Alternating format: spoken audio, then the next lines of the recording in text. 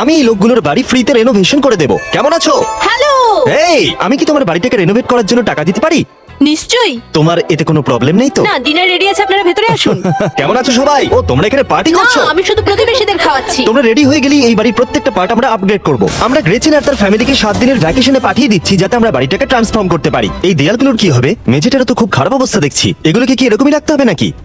হ্যাঁ, আশা করবো ওদের ফিরে আসার আগে কমপ্লিট হয়ে যাবে। আমরা এবার বাড়ি যাব।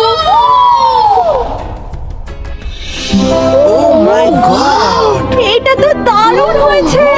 এরকম হবে আমি তো ভাবতেই পারিনি। ও মাই গড, মনে হচ্ছে যেন আমি অন্য কারোর বাড়িতে চলে এসেছি। রংগুলো তো আমাদের পছন্দের, আর স্টাইলটাও। খুব ভালো হয়েছে, তুমি এটা ডিজার্ভ করো মা। আমি বিশ্বাসই করতে পারছি না।